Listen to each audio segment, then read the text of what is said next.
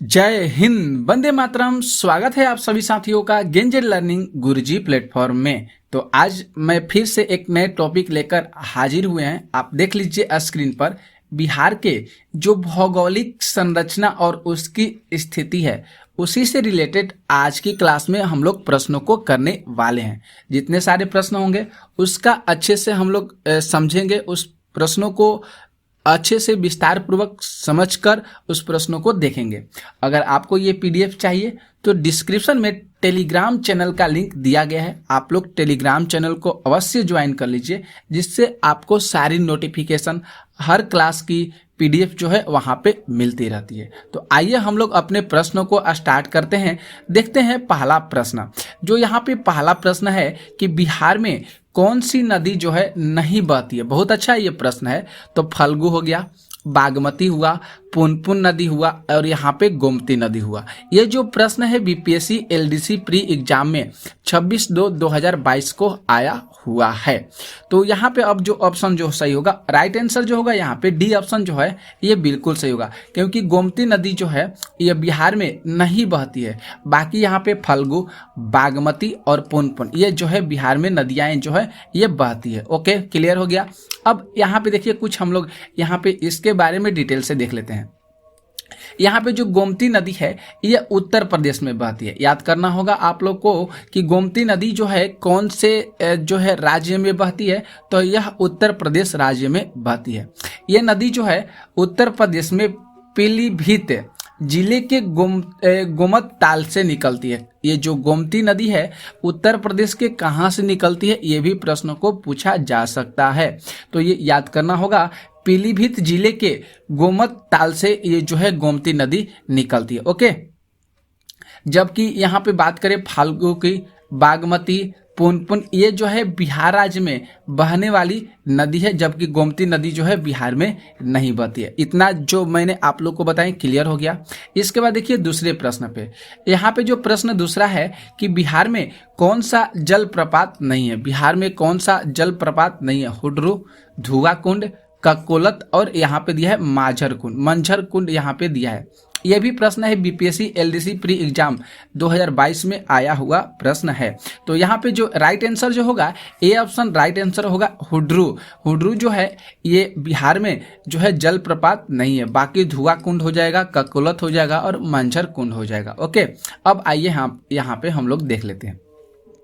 जो हुंडरू जलप्रपात है ये भारत के झारखंड राज्य के रांची शहर में स्थित, रांची जिले में स्थित है। याद करना होगा हुंडरू जलप्रपात कहाँ है, तो ये झारखंड राज्य के रांची जिले में स्थित है। और ये कौन सी नदी पर स्थित है इसे भी याद करना होगा। तो ये स्वर्ण रेखा नदी पर स्थित है। कौन सी नदी पर स्थित है, तो स्वर्ण रेखा नदी पर स्थित है।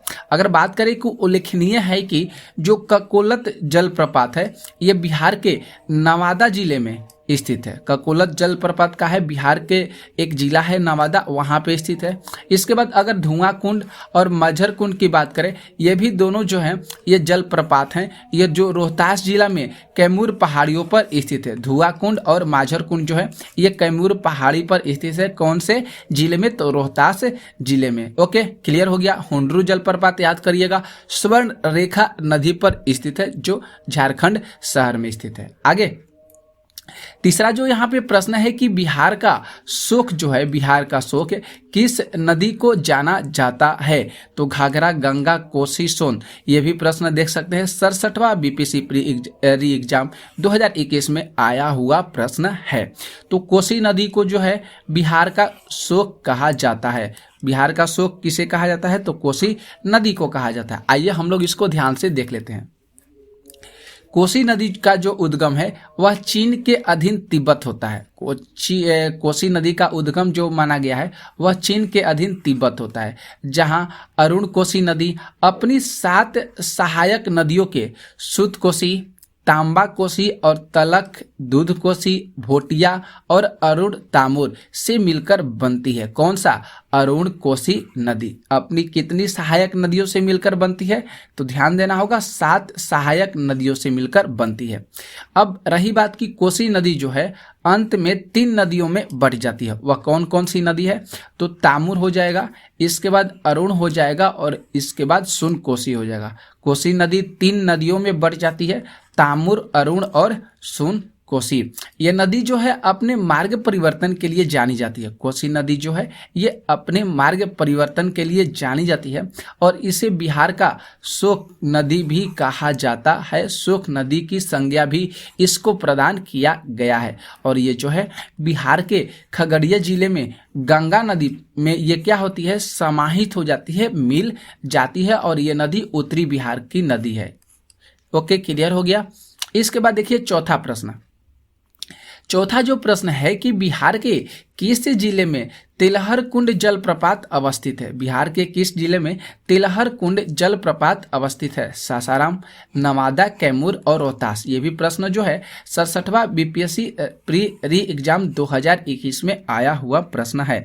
तो राइट आंसर जो होगा यहाँ पे सी जो होगा, राइट आंसर होगा कैमूर जिला में तिलहर कुंड जो जलप्रपात है ये कैमूर जिला में अवस्थित है। ओके, देख लीजिए यहाँ पे तिलहर कुंड या कह सकते हैं तिलहर जलप्रपात पूछा भी जा सकता है आपको।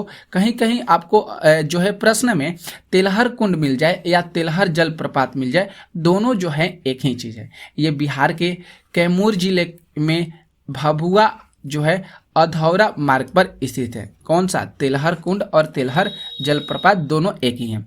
यह जो प्रताप है दुर्गावती नदी के उद्गम के पास रोहतास पठार में स्थित है।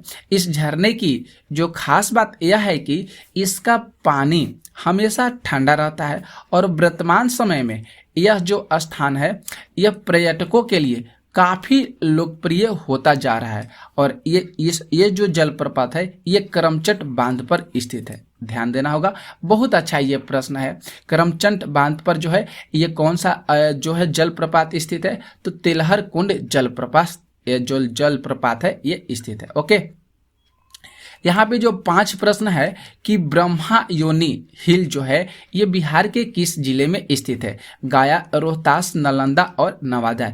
ये भी देख सकते हैं 67वां बीपीएससी प्री निरस्त 2021 में ये प्रश्नों को पूछा गया है। तो राइट आंसर जो होगा ए ऑप्शन राइट आंसर होगा गया जिले में। ब्रह्मा योनी जो हिल है ये बिहार के गया जिले में स्थित है। ओके, अब देख लीजिए यहाँ पे ब्रह्मा योनी हिल जो है ये बिहार के गया जिले में स्थित है। अब इसकी थोड़ा सा रहस्य के बारे में जान जाते हैं। रामायण काल में ब्रह्मा योनि का जो है उल्लेख मिलता है। कौन से काल में मिलता है? तो रामायण काल में मिलता है।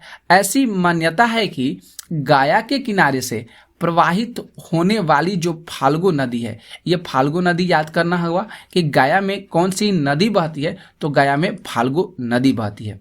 ये जो है फाल्गु नदी मतलब पहले ब्रह्मा योनि पहाड़ी के ऊपर से प्रवाहित होती थी, परंतु माता सीता के श्राप के प्रभाव से ये फाल्गु नदी में विलुप्त हो गई। कौन सा? तो ब्रह्मा योनि हिल। समझ में आ गया।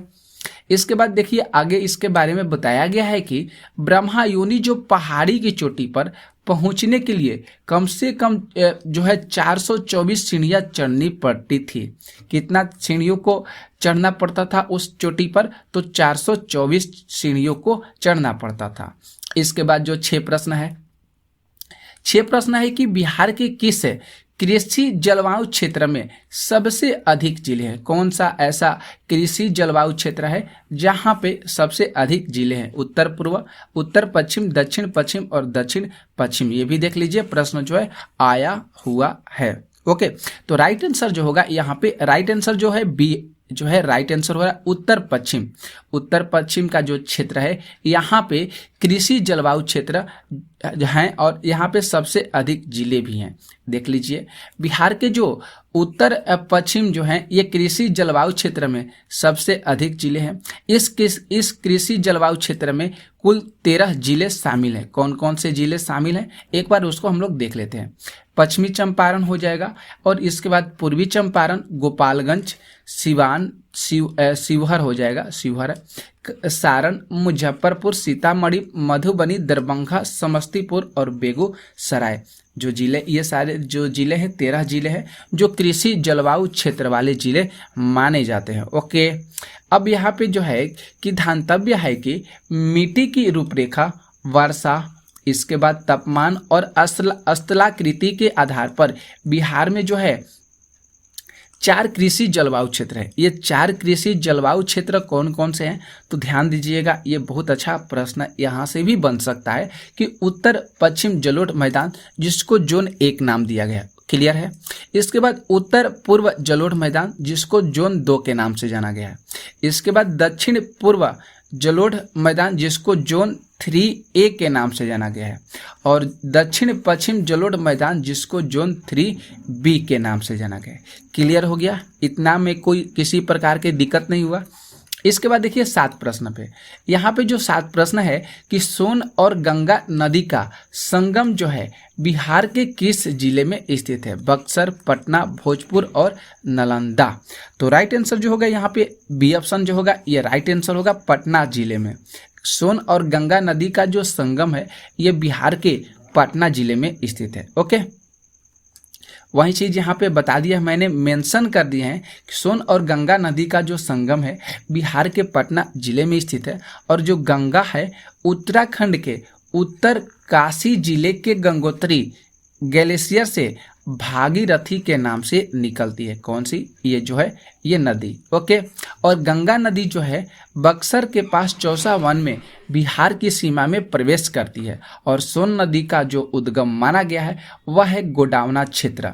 कहाँ पे है, तो मैकाल श्रृंखला के अमरकंटक पर्वत से हुआ है सोन नदी का उद्गम। ओके, और ये कैमूर के पठार के दक्षिण से बिहार में प्रवेश करता है। कैमूर के जो पठार है क्षेत्र है यहाँ से दक्षिणी बिहार में प्रवेश करता है, और सोन नदी जो है झारखंड के पलामू, बिहार के रोहतास, औरंगाबाद, भोजपुर और पटना जिले के पश्चिमी सीमा में बनाती हुई प्रवाहित हो जाती है। सोन नदी बता दिया गया है कि झारखंड के पलामू याद करना होगा, बिहार के रोहतास जिला, औरंगाबाद, भोजपुर जिला, पटना जिले में ये पश्चिमी सीमा बनाती हुई प्रवाहित होती है। कम से कम कह सकते हैं कि पटना में लगभग 16 किलोमीटर दूर दानापुर के निकट हरदी छपरा गांव के पास गंगा नदी में ये जो सोन नदी है मिल जाती है। क्लियर हो गया।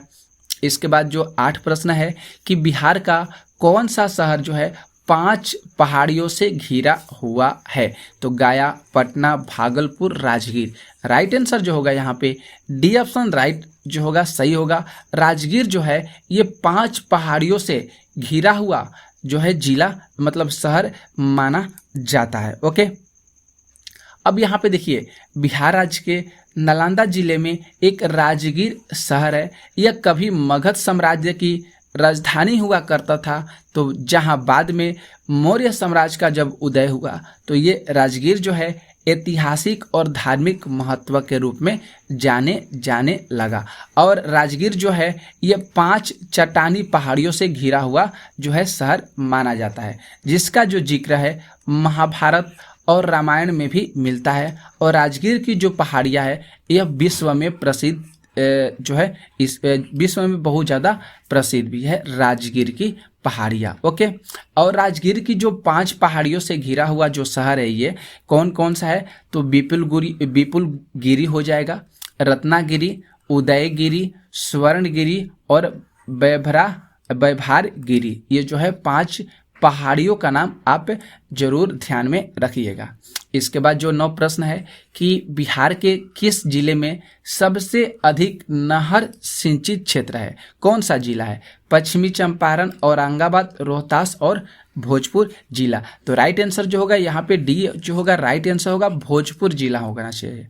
यहाँ पे कौन सा जिला होगा, तो भोजपुर जिला। ओके, बिहार के भोजपुर जिले में नहर सिंचित क्षेत्र जो है सबसे सर्वाधिक है। और अगर बात करें कि वर्ष 2017 और 18 के आंकड़े के अनुसार तो भोजपुर में 73.8%, औरंगाबाद में 71.1% और पश्चिमी चंपारण जिले में 62.2% नहरों के माध्यम से सिंचाई की जाती है। ओके, क्लियर हो गया। आगे देखिए प्रश्न जो है 10 जो प्रश्न है कि बिहार में प्रवाहित होने वाले निम्न नदियों में से उत्तर की ओर प्रवाहित होने वाली कौन सी नदी है। तो राइट आंसर यहाँ पे देख लीजिए कौन सा हो रहा है, बागमती, कमला, कोसी, गंडक, और यहाँ पे कुछ ऑप्शन दिया गया है उपर्युक्त में से कोई नहीं। तो राइट आंसर जो होगा यही होगा, उपर्युक्त में से कोई नहीं। यह भी प्रश्न जो है पूछा गया है। तो देखिए यहाँ पे जो हमने इन्फॉर्मेशन आपको बता रहे हैं बहुत इम्पोर्टेंट है। तो बिहार राज्य में दक्षिण से उत्तर की ओर जो बहने वाली नदी है वह है सोन, जो कि ऑप्शन में नहीं दिया गया है, जो मध्य प्रदेश के अमरकंटक से निकलकर उत्तर की ओर बहती हुई गंगा में पटना के पास मिल जाती है। इसलिए विकल्प में जो है सोन नदी को जिक्र नहीं किया गया है, सोन नदी नहीं दिया गया है। ओके, इसके बाद देखिए 11 जो प्रश्न है कि बिहार के निम्न जिलों में से किस जिले में पीडमोंट स्वैम्प जो है ये मिट्टी है पाई जाती है, कौन से जिले में, मधुबनी, भागलपुर, पश्चिमी चंपारण और सीतामढ़ी। राइट आंसर जो होगा राइट आंसर होगा पश्चिमी चंपारण जिले में पीडमोंट स्वैम्प मिट्टी पाई जाती है। ध्यान से देख लीजिए, बिहार के 3 प्रकार की जो मिट्टियां है पाई जाती है, कौन कौन सा है, तो पीडमोंट स्वैम्प याद ध्यान रखिएगा थोड़ा सा, यहाँ पे जो है पीडमोंट स्वैम्प, इसके बाद तराई मिट्टी, गंगा की जलोढ़ मिट्टी, ये तीनों जो है बिहार की 3 प्रकार की मिट्टियां है जो पश्चिमी चंपारण जिले में पीडमोंट स्वैम्प हो जाएगा साथियों, ये मिट्टी पाई जाती है। इस मिट्टी का जो रंग होता है हल्का पीला तथा भूरा होता है और इस मिट्टी के ज़्यादातर भागों में कंकड़ और रेत की जो मात्रा होती है वह सर्वाधिक होती है, अधिक पाई जाती है, जबकि उर्वरता जो है इसमें थोड़ा सा मध्यम श्रेणी की देखी जाती है। ओके, जो 12 प्रश्न है कि बिहार के निम्न प्रशासनिक विभागीय जोड़ों में से किस जोड़े में गंगा नदी नहीं बहती है। तो राइट आंसर जो होगा यहाँ पे डी जो होगा राइट आंसर होगा कोसी और मगध में आप देख सकते हैं। ओके, आगे देख लीजिए, यहाँ पे बता देते हैं कि गंगा नदी जो है हिमालय के गंगोत्री ग्लेशियर से निकलती है और उत्तराखंड, उत्तर प्रदेश, बिहार, पश्चिम बंगाल में प्रवाहित होते हुए बंगाल की खाड़ी में जाकर गिर जाती है।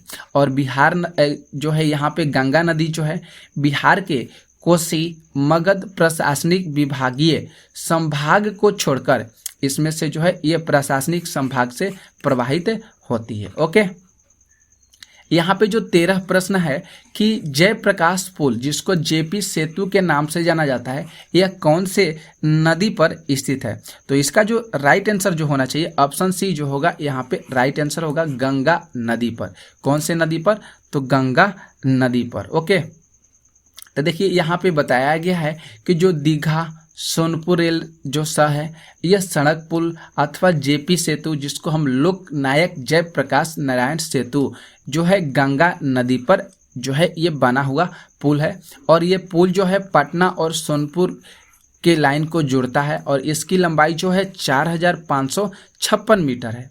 ये पुल जो है भारत में असम में बोगीबील ब्रिज के बाद दूसरा सबसे लंबा रेल सह सड़क पुल के नाम से जाना जाता है। कौन सा जो है, तो वही है जेपी सेतु। क्लियर हो गया। इसके बाद देखिए 14 जो प्रश्न है कि निम्न में से कौन सा जो है यहाँ पे बिहार के भूगर्भिक इतिहास में सबसे नवीनतम है। तो राइट आंसर जो होगा बिहार का मैदान। राइट आंसर यहाँ पे कौन सा हो रहा है, तो बिहार का मैदान जो है सबसे नवीनतम है। बिहार का जो मैदानी भाग है बिहार के भूगर्भिक इतिहास में सबसे नवीनतम जाना जाता है और ये जो मैदान है इसको 3 क्षेत्रों में बांटा गया है। पहला जो क्षेत्र का नाम है तराई का क्षेत्र। ये जो है तराई का क्षेत्र है ये सोमेश्वर श्रेणी से लेकर पूर्व में किशनगंज तक 5 से 7 किलोमीटर चौड़ी पटरी में फैला हुआ है। कौन सा क्षेत्र, तो तराई का क्षेत्र है। इसके बाद इसमें कहीं कहीं कंकड़ और रेत की मात्रा जो है अधिक पाई जाती है। इसमें आर्द्रता भी बहुत अधिक पाई जाती है। इसके दक्षिण में तराई जो है उपक्षेत्र है जो प्राय दलदली देखने को मिलती है। बांगर का क्षेत्र की बात करें तो ये पुराना जलोढ़ क्षेत्र होता है और यहाँ पे आसपास के जो क्षेत्र होते हैं ये 7 से 8 मीटर ऊंचे होते हैं। ठीक है। खादर का अगर बात करें, खादर के क्षेत्र का, तो इसका जो विस्तार है यह गंडक से कोसी नदी के क्षेत्र तक सारे उत्तरी बिहार में है और प्रत्येक वर्ष यहाँ पे बाढ़ के कारण यह क्षेत्र जो होता है खादर का क्षेत्र तबाही के कगार पर खड़ा हो जाता है। ओके, इसमें हमेशा बाढ़ आता रहता है। क्लियर हो गया। अब देखिए साथियों, यहाँ पे 15 जो प्रश्न यहाँ पे कह रहा है कि पुरानी जलोढ़ मिट्टी या बांगर जिसको कहते हैं यह बिहार के किस क्षेत्र में पाई जाती है। तो राइट आंसर जो होगा यहाँ पे ए जो होगा राइट आंसर होगा पटना और गया के क्षेत्र में ये जो है जलोढ़ मिट्टी, जो पुरानी जलोढ़ मिट्टी जिसको हम बांगर के नाम से जानते हैं, ये पाई जाती है। ओके, पुरानी जो जलोढ़ मिट्टी है जिसको बांगर कहते हैं बिहार के पटना, गया, रोहतास, औरंगाबाद, जहानाबाद, मुंगेर और भागलपुर क्षेत्र में पाई जाती है। ध्यान रखना होगा इस बात को। और ये मिट्टी जो है गहरे पीले और भूरे रंग की होती है और इसमें जल ग्रहण करने की जो क्षमता होती है इस मिट्टी में बहुत ज़्यादा होती है, बहुत अधिक होती है। 16 जो प्रश्न है कि निम्न में से किस स्थान पर कोसी नदी जो है गंगा नदी में मिल जाती है। तो राइट आंसर जो होगा कुर्सेला जो होगा यहाँ पे राइट आंसर होगा। कोसी नदी गंगा नदी में मिल जाती है कौन से स्थान पर? तो कुर्सेला जो एक स्थान है जहाँ पे कोसी जो है नदी है गंगा में मिल जाती है। कोसी नदी जो है ये कुर्सेला जिसको हम कुर्सेला कटिहार जिसमें गंगा नदी में मिल जाती है। कोसी नदी को बिहार का अभिश्राप या शोक नदी के नाम से जाना जाता है क्योंकि ये नदी जो है अपना मार्ग जो है बदलती रहती है। यह नदी जो है कोसी नदी सुपौल, सहरसा, मधेपुरा, पूर्णिया जिलों में प्रवाहित होती है और कोसी का जो उद्गम माना गया है वह गोसाई माना गया है, गोसाई स्थान जो कि नेपाल से होता है। इसकी प्रमुख सहायक नदियाँ कौन सी है अभी बताएं? सुन कोसी, ताम्र कोसी, तामुर कोसी, भूत कोसी, दूध कोसी। ये जो है 5 जो है इसकी सहायक नदियाँ है, बहुत इंपॉर्टेंट है, कोसी की याद करना होगा। 17 प्रश्न है कि निम्नलिखित में से कौन सा जो जिला है धारवाड़ भू स्तरीय संरचना वाला नहीं है। तो राइट आंसर जो यहाँ पे हो रहा है बी ऑप्शन जो है ये राइट आंसर हो रहा है। रोहतास जो जिला है ये धारवाड़ भू स्तरीय रचना वाला जिला नहीं माना जाता है। अब यहाँ पे देख लीजिए बिहार में जो संरचनात्मक दृष्टिकोण से प्री कैरेबियन कल्प से लेकर चतुर्थ कल्प तक की चट्टानें जो है पाई जाती है। कहाँ पे? तो बिहार में। और प्री कैरेबियन कल्प की जो धारवाड़ और विंध्य चट्टानों की जो संरचना है बिहार के दक्षिणी पूर्वी पठार भाग में पाई जाती है, न कि रोहतास जिला में पाई जाती है। ओके, कहाँ कहाँ देख लीजिए तो मुंगेर हो गया, जमुई, नवादा, राजगीर, बिहार शरीफ और बोधगया में ये जो है प्री कैरेबियन कल्प की धारवाड़ जो है ये इसकी जो है संरचना पाई जाती है। विंध्य संरचना जो है बिहार के दक्षिणी से पश्चिमी भाग में पाई जाती है। इसका विस्तार सोन नदी के उत्तर में रोहतास और कैमूर जिलों में देखने को मिलता है। इसका विस्तार जो है वहाँ पे फैला हुआ है। 18 जो प्रश्न है कि निम्नलिखित में से कौन सा जो जिला है सबसे अधिक घने पतझड़ वाले वन क्षेत्र से घिरा हुआ है। तो राइट आंसर जो होगा यहाँ पे पश्चिमी चंपारण जिला जो है ये जो है सबसे अधिक घने पतझड़ वाले वन क्षेत्र से घिरा हुआ है। देख लीजिए बिहार में आर्द्र पर्णपाती जो शुष्क पर्णपाती वन पाए जाते हैं। आर्द्र जो पर्णपाती जो वन है ये अधिक घने पतझड़ वाले वन क्षेत्र हैं जहाँ पे 120 सेंटीमीटर से 200 सेंटीमीटर के मध्य जो है औसतन वर्षा यहाँ पे देखने को मिलती है। ये वन जो है मुख्यतः बिहार के जो पश्चिमी चंपारण जिले हो गया, सहरसा हुआ, पूर्णिया हुआ, अररिया हुआ, किशनगंज जिले में ये जो है वन पाए जाते हैं।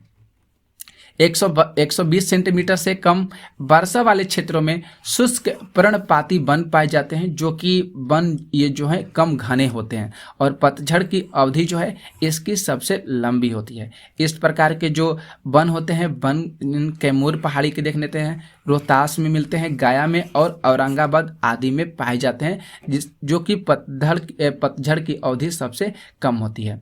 19 प्रश्न है कि बिहार के किस जिले में गंगा नदी सबसे लंबी है? तो राइट आंसर जो होगा पटना जिले में जो है गंगा नदी सबसे लंबी है।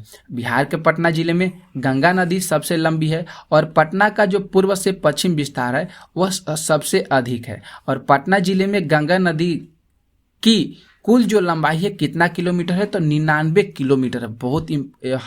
बहुत इंपॉर्टेंट है, याद रखना होगा आप लोग को। 99 किलोमीटर है। और बिहार में गंगा नदी की लंबाई लगभग कह सकते हैं 445 किलोमीटर माना गया है।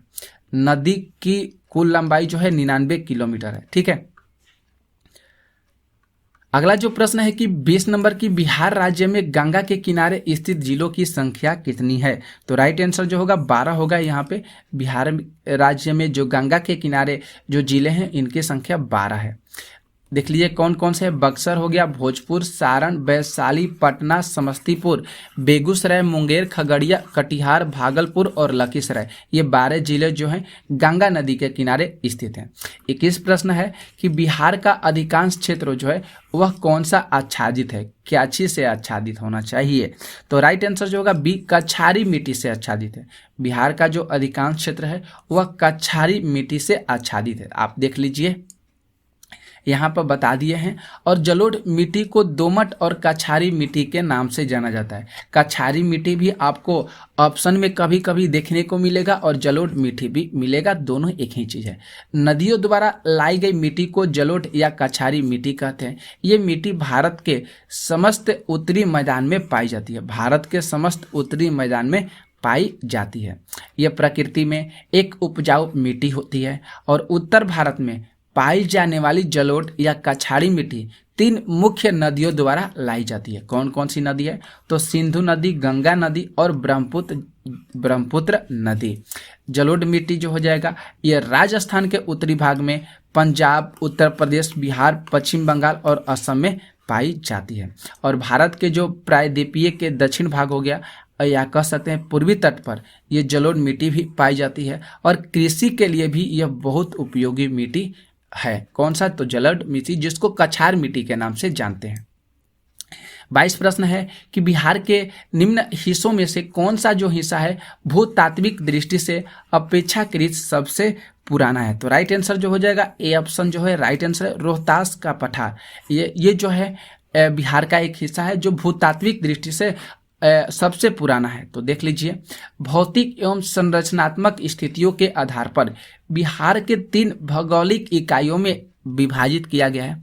एक है उत्तर का पर्वतीय भाग, मध्य का विशाल मैदान और दक्षिण का पठारी क्षेत्र। रोहतास का जो पठार है यह सबसे प्राचीन भू आकृति वाला प्रदेश माना जाता है क्योंकि यह जो है दक्षिण पठार का हिस्सा माना जाता है और जो कैमूर पहाड़ियों का अवशिष्ट है। तो ये इतने सारे प्रश्नों को आज की क्लास में कराए हैं, 22 प्रश्नों को। तो ये क्लास आपको कैसा लगा जरूर कमेंट करके बताइएगा। तो आज की क्लास हम लोग यहीं पे समाप्त करते हैं, मिलते हैं नेक्स्ट वीडियो में। तो तब तक के लिए जय हिंद, जय भारत।